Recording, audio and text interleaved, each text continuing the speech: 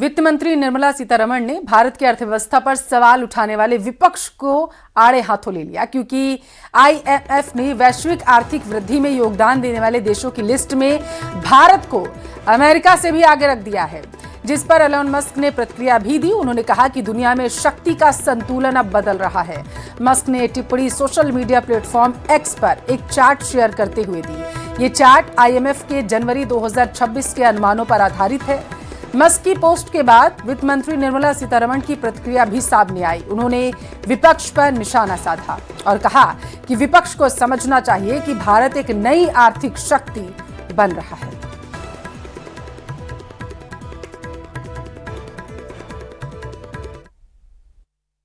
Takes the IMF data to say, wow, is this true? You know, that kind. I don't remember what exactly he said. Wow, he said, or something else he said.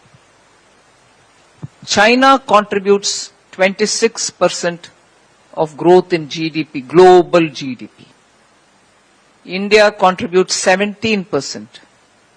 Together, 43% of global GDP growth comes from these two economies. Did any of you see that tweet? What does that convey? I will say this from my side in the parliament. Should also understand.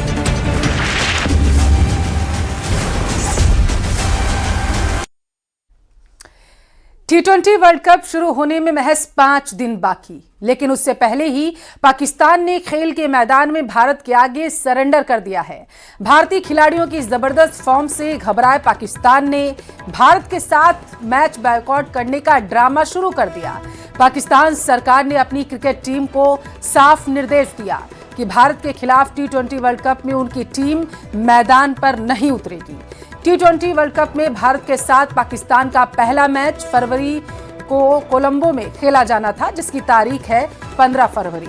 लेकिन उससे पहले ही पाकिस्तान सरकार ने मैदान छोड़ने का फैसला ले लिया है।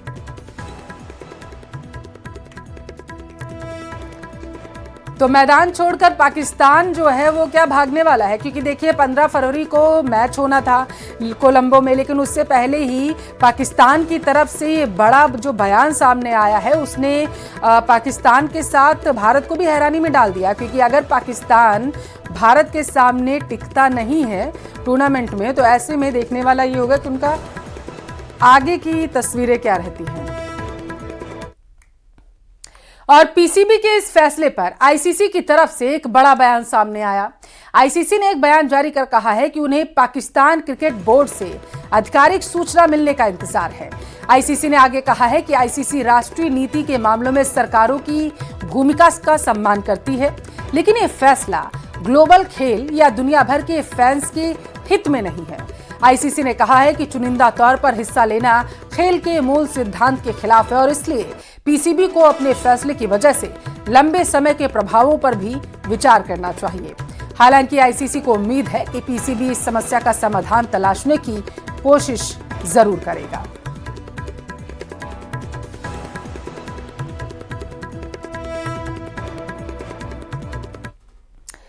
हालांकि पाकिस्तान के ऐलान के बावजूद भारतीय टीम तय शेड्यूल के मुताबिक कोलंबो जाएगी और 15 फरवरी को पाकिस्तान के साथ होने वाले मैच के लिए वहां पर मौजूद भी रहेगी। दरअसल बीसीसीआई सूत्रों के मुताबिक भारतीय टीम आईसीसी प्रोटोकॉल का पूरी तरीके से पालन करने वाली है। कोलंबो पहुंचकर भारतीय टीम शेड्यूल के मुताबिक प्रैक्टिस करेगी, प्रेस कॉन्फ्रेंस करेगी, समय पर स्टेडियम भी पहुंचेगी और अगर पाकिस्तानी टीम मैच खेलने नहीं आती है तो भारतीय टीम स्टेडियम में मौजूद रहकर मैच रेफरी के मैच रद्द करने के फैसले का भी इंतजार करेगी। वहीं बीसीसीआई ने अभी तक बताया जा रहा है इस पर कोई टिप्पणी नहीं की। साध्वी प्रेम बाइसा की मौत से जुड़े मामले में इस वक्त की सबसे बड़ी अपडेट आपको देंगे। जांच तेज हो गई है। मामले की तह तक जाने के लिए एसआईटी की टीम का गठन किया गया है। मुस्तैदी के साथ जांच में एसआईटी की टीम जुटी हुई है। इस वक्त की बड़ी खबर है, एसीपी बोरानाडा ऑफिस में पूछताछ हुई है, बताया ये जा रहा है। इसी कड़ी में एसआईटी एफएसएल की टीम सोमवार को आश्रम पहुंची थी। केस में साध्वी प्रेम बाइसा के पिता से दूसरी बार एसीपी बोरानाडा ऑफिस में पूछताछ हुई और इस दौरान एसआईटी सीधी तस्वीरें जयपुर से आपको दिखाएंगे। सीएम क्या कुछ कह रहे हैं, सुनिए आप। बन सके। हमारा तीसरा कर्तव्य जो सबका साथ सबका विकास के हमारे दृष्टिकोण के अनुरूप है। यह सुनिश्चित करना है कि अर्थपूर्ण भागीदारी के लिए प्रत्येक परिवार, समुदाय, प्रदेश और क्षेत्र की पहुंच संसाधन, सुविधाओं और अवसरों तक हो। यह बजट बताता है कि पूरा देश 7% की विकास दर के साथ रिफॉर्म एक्सप्रेस पर शानदार परफॉर्म कर रहा है और ट्रांसफॉर्म की ओर तेजी से बढ़ रहा है। यह बजट नए भारत की महत्वाकांक्षाओं को दर्शाता है, तो उसमें कतार के अंतिम पंक्ति को साथ रखने की प्रतिबद्धता को मजबूत करता है। सही मायने में यह बजट युवा, महिला, किसान, वंचित, गरीब और आम आदमी का बजट है। आदरणीय प्रधानमंत्री जी के नेतृत्व में राष्ट्र की प्रगति के लिए जो भी योजनाएं लाई गई हैं, जो भी घोषणाएं की गई हैं, उन सभी का केंद्र बिंदु आप यानी देश का सामान्य नागरिक ही है। युवा शक्ति केंद्रित इस बजट में युवाओं के लिए रोजगार, स्किल डेवलपमेंट, स्टार्टअप को बढ़ावा देने वाले प्रावधान किए गए हैं। एजुकेशन टू एम्प्लॉयमेंट कमेटी का गठन होने और सर्विस सेक्टर पर फोकस बढ़ाने से रोजगार और स्वरोजगार के अवसर बढ़ेंगे।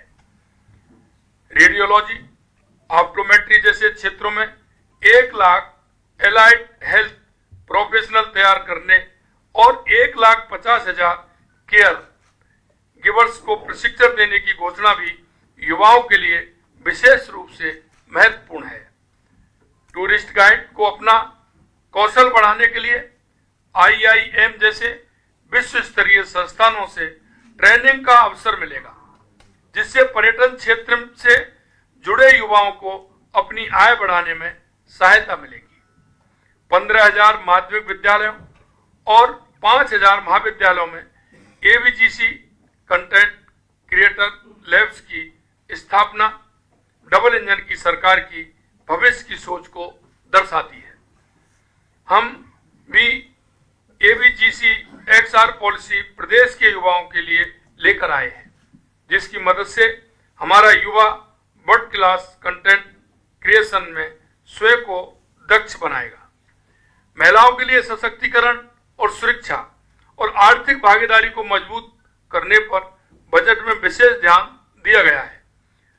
C-मार्ट खुलने से गांव की हमारी लखपति दीदियां अब अपने व्यवसाय को और आगे बढ़ाकर बिजनेस वूमन बन सकेंगी। हर जिले में एक गर्ल्स हॉस्टल खोले जाने से बेटियों को आगे बढ़ने के और अधिक अवसर मिलेंगे। भारत विस्तार AI एग्री टूल किसानों का जोखिम घटाएगा। सिंचाई, कृषि अवसंरचना और बाजार तक उनकी पहुंच को बढ़ाएगा, जिससे उनकी आय में बढ़ोतरी होगी।